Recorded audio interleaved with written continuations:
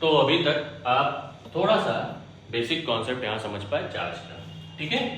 तो अब अगर हम चार्ज को ऐसे डिफाइन कर रहे हैं कि ये एक ऐसी प्रॉपर्टी है किसी भी ऑब्जेक्ट की जिसके थ्रू कोई भी दूसरा ऑब्जेक्ट या तो अट्रैक्ट होगा या रिपेल होगा, ठीक है। वो क्या कहलाएगा, वो उस ऑब्जेक्ट का चार्ज कहलाएगा, मतलब वो चार्ज ऑब्जेक्ट कहलाएगा, ठीक है। अब अगर हम चार्ज को यहां पे कहें तो हम बाकायदा इसको ये कह रहे हैं कि ड्यू टू फ्रिक्शन ये प्रोड्यूस हो रहा है, ड्यू टू फ्रिक्शन ये क्या हो रहा है, प्रोड्यूस हो रहा है, ठीक है ना। जैसे कि मैंने आपको बताया बड़े अच्छे तरीके से अभी एग्जांपल देते हुए कि अगर हम स्वेटर पहनते हैं और उसको कुछ देर बाद उतारते हैं तो हम क्या देखते हैं कि उसमें चट चट की आवाज आती है और हल्का सा स्पार्किंग टाइप सी होती है, ठीक है ना।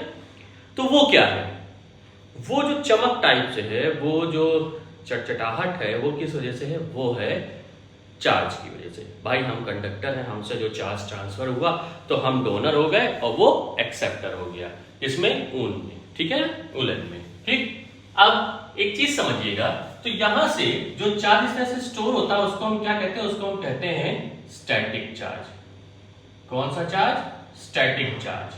अब देखिए भाई एक चीज बहुत अच्छे समझ लीजिए, ये स्टैटिक चार्ज जो है ये वही है जो कि उस स्केल पर इस तरीके से डिस्ट्रीब्यूट हो गया,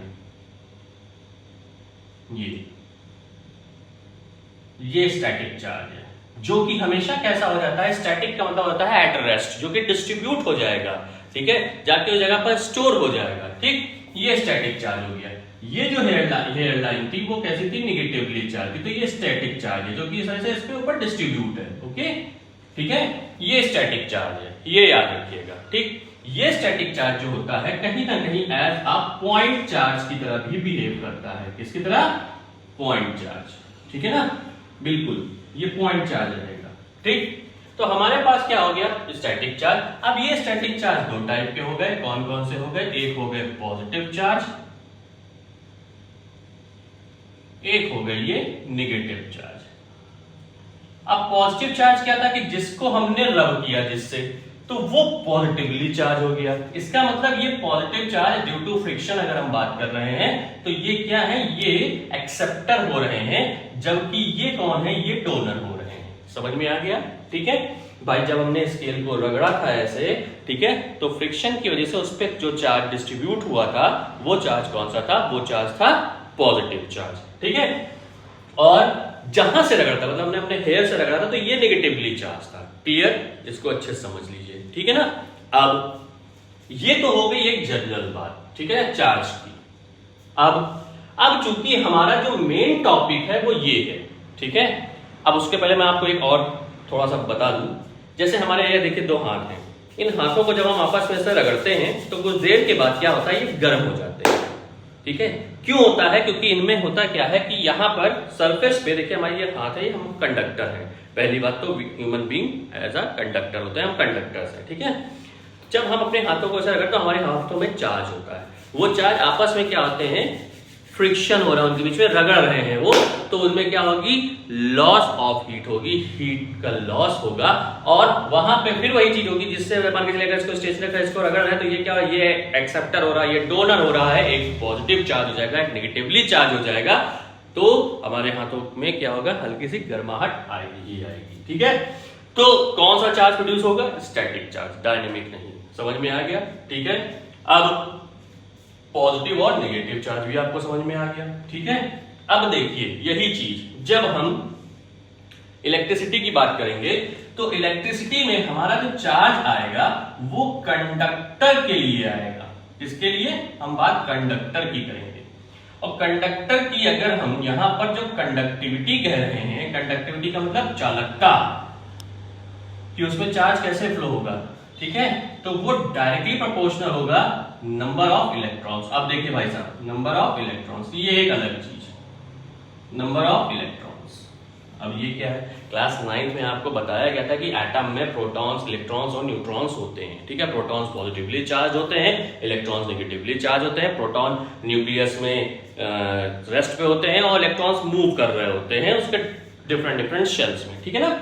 तो इसका मतलब हो जाएगा कि जो कंडक्टर है ठीक है, उसकी जो कंडक्टिविटी है वो किसके ऊपर डायरेक्टली डिपेंड है, नंबर ऑफ इलेक्ट्रॉन्स के ऊपर। तो अब कहीं ना कहीं जो मेटल्स होंगे हमारे, वो भी तो कंडक्टर ही हैं भाई साहब, ठीक। तो उनकी भी जो क्या होगा, अब मेटल्स में आप ये जान जाइए कि मेटल्स में जो होते हैं वो फ्री इलेक्ट्रॉन सबसे ज्यादा होते हैं भाई साहब, ठीक है ना। फ्री इलेक्ट्रॉन्स जिनको हम कहीं ना कहीं वैलेंस शेल इलेक्ट्रॉन्स बोलते हैं, वो क्या होते हैं, वो सबसे ज्यादा होते हैं।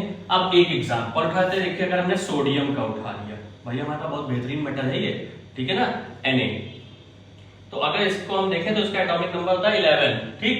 क्या हो गया 2, 8, 1। अब देखिए ये लास्ट शेल का इलेक्ट्रॉन है, ठीक है। तो ये क्या है, ये फ्री होगा कि नहीं होगा, बिल्कुल फ्री होगा। इसको ऐसे देख लीजिए, ये हो गई पहली शेल, इसमें 2 इलेक्ट्रॉन, ये हो गई दूसरी शेल, इसमें 1, 2, 3, 4, 5, 6, 7, 8 इलेक्ट्रॉन, और ये लास्ट शेल इसमें 1 इलेक्ट्रॉन। अब अगर खुद देखिए तो ये भाई साहब अकेले हैं, तो ये बिल्कुल फ्रीली मूव करेंगे कि नहीं करेंगे, हल्की से एनर्जी पार्टी अपनी स्टेट छोड़ के अलग चले जाएंगे। तो जो कंडक्टिविटी है वो किसके ऊपर डिपेंड है, फ्री इलेक्ट्रॉन की पोजीशन के ऊपर, मतलब फ्री इलेक्ट्रॉन्स के ऊपर। क्लियर।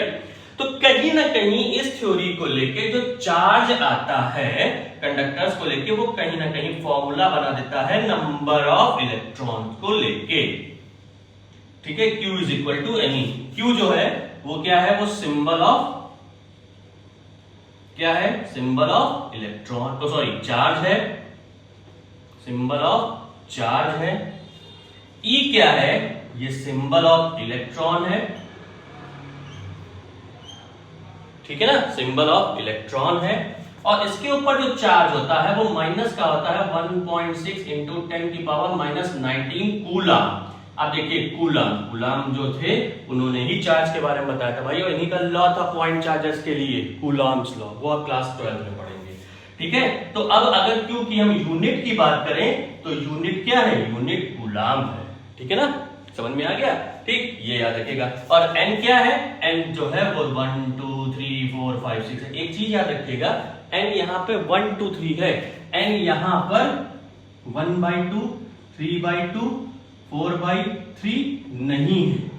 इसका मतलब क्या हुआ कि यहां पर हम जब बात करेंगे क्वांटाइजेशन, याद रखिएगा क्वांटाइजेशन वर्ड आ जाता है यहां पर, क्वांटाइजेशन ऑफ चार्ज। तो क्वांटाइजेशन ऑफ चार्ज के लिए Q is equal two plus minus any है, मतलब n की जो वैल्यू है वो 1, 2, 3, 4, 5, 6 ऐसे है, फ्रैक्शन में नहीं है। एलिमेंट्री चार्ज की बात नहीं कर रहे हैं हम, जो कि न्यूक्लियस के अंदर पाए जाते हैं, बोसॉन्स, हाइपरॉन्स, काइऑन्स, पाइऑन्स, ये सब, ठीक है ना, ग्रेविटॉन्स, ठीक। हम इलेक्ट्रॉन्स की बात कर रहे हैं भाई साहब, ठीक है।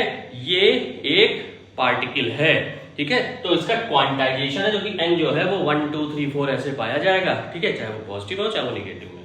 क्लियर, ठीक है। तो इसको समझिएगा, ठीक है। फ्रैक्शन वैल्यू नहीं शो करता, यहाँ पे एलिमेंट्री चार्ज की हम बात नहीं कर रहे हैं। क्लियर। तो ये हमारा क्या हो गया, ये हमारी बेसिक चार्ज की प्रॉपर्टी हो गई, चार्ज की थ्योरी हो गई। अब हम यहाँ पे आगे बात करेंगे इलेक्ट्रिक करंट के बारे में।